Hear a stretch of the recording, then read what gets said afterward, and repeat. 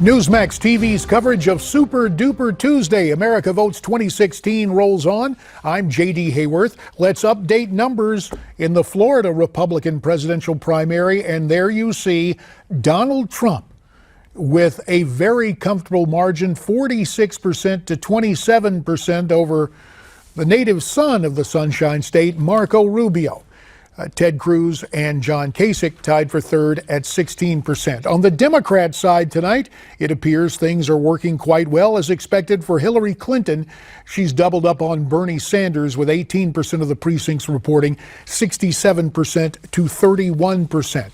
Let's bring back Newsmax TV political analyst Dick Morris, who is Skyping in. Likewise, Skyping in tonight, the former Lieutenant Governor of New York, Betsy McCaughey. And joining me here on the anchor desk, Florida political activist Raul Mas. Raul, great to have you here on the desk. And we should also point out that from Newsmax New York, our good friend Steve Malzberg, as he graciously, I guess we'd say he sublet us his time slot for tonight's election coverage. And the check's in the mail, Steve. Now, Dick Morris, I need to come to you because we take a look, and obviously we're concentrating on the presidency tonight, but I'm interested, perhaps it's just the function of whichever party has more seats up, they become vulnerable in a Senate campaign. It looks like that's the Republicans this time around, and Marco Rubio's decision to run for president rather than for a second term in the U.S. Senate.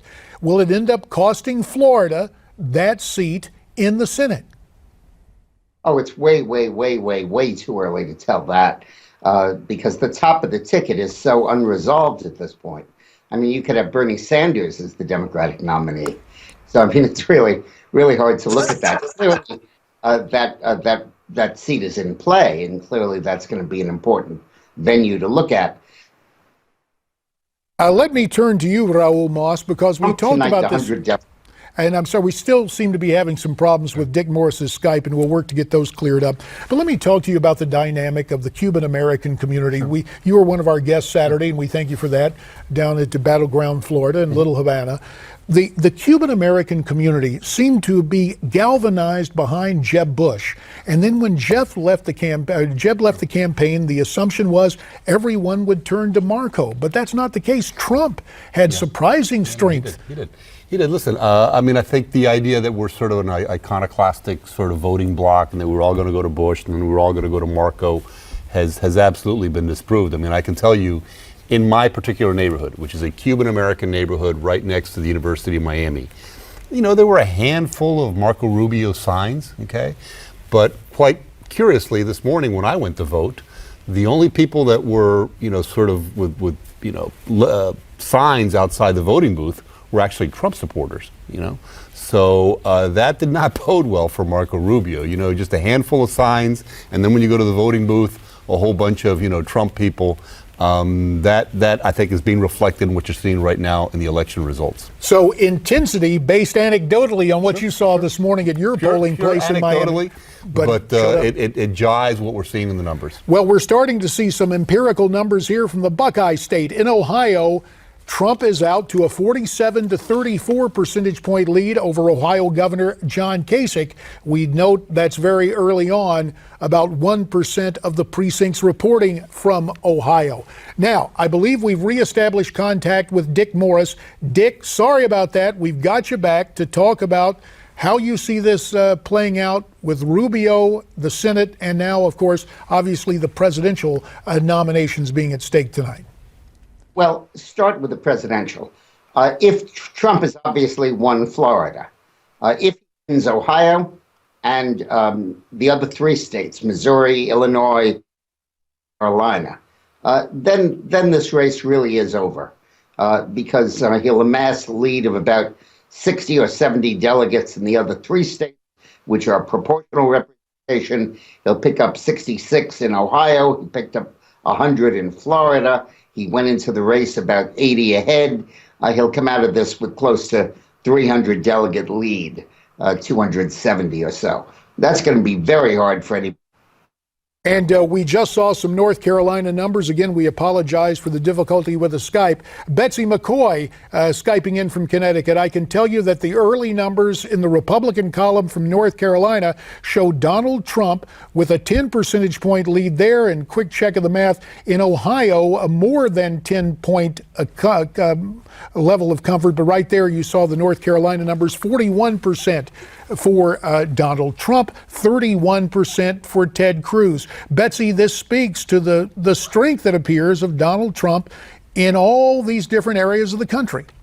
Well, there's something that these three states have in common, and that particularly North Carolina and Ohio, like Michigan, where Trump really cleaned up recently, they are concerned with trade. They reject these free trade deals. They felt very victimized. They've lost manufacturing. The fact that Ohio is a nail biter, right, is only because John Kasich is a favorite son there, and the Ohio GOP took the very unusual step of endorsing in a primary. It's almost never done. Now, if Kasich wins Ohio, it doesn't look like he's going to, but many people predicted he would. If Kasich won Ohio, that would simply delay the inevitable because Kasich is not a viable candidate.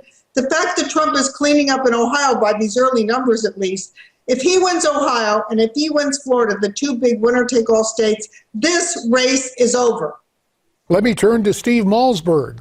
Will the race be over, or if Kasich loses in Ohio and Cruz is able to maintain that second-place finish, will it be a two-man race between Trump and Cruz, Steve Malzberg?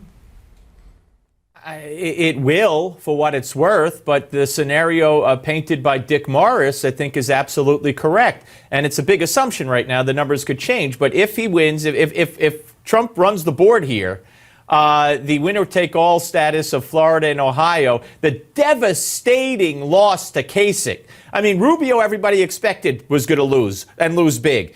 Kasich, you know, he's the popular governor. He's got an 80% approval rating, blah, blah, blah, blah. Romney came out for him. You know, he's common sense. You could work with him. He's done it before.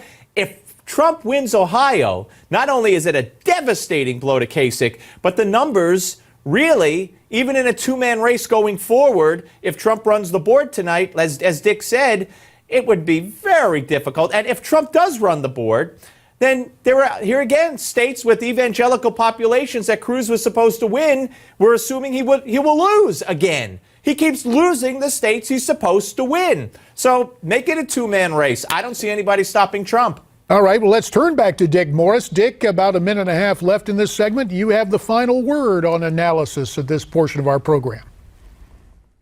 Well, clearly, if Kasich loses Ohio and he's knocked out of the race, and Trump wins Ohio and then wins North Carolina, Missouri, and Illinois, this race is functionally, I think, very close to over. But those are big assumptions. Trump won Florida. It's not clear who's going to win Ohio. He and Kasich are tied with 1% in, I just saw. And those other three states are highly competitive. If Kasich were, for example, to win Ohio, defeat Trump, and if Cruz were to win North Carolina, Missouri, and Illinois, those wins would pretty much erase his loss in Florida. We go into about 130 votes behind Trump, and that could be easy to make up. So we won't know till tonight is over, and it's not even nearly over yet. And that is absolutely the case, Dick Morris, which is why we ask everybody to keep it here on Newsmax TV. You see the numbers now changing a bit in Ohio as John Kasich, the favorite son and governor of the Buckeye State, has a 3 percentage point lead, 40 to 37% over Donald Trump. Obviously, as Dick referenced, there's a long way to go tonight. We don't want to get ahead of ourselves. Our thanks to all the commentators and their own unique perspectives. And obviously, we will continue to monitor these results. Back with more from Dick Morris and others on our panel as our coverage of America Votes 2016 continues here on Newsmax TV. You stay with us too as we keep tabs on all the tabulations from these 5 primaries tonight on the Republican side. And we'll take a look at the Democrats too. Stay tuned.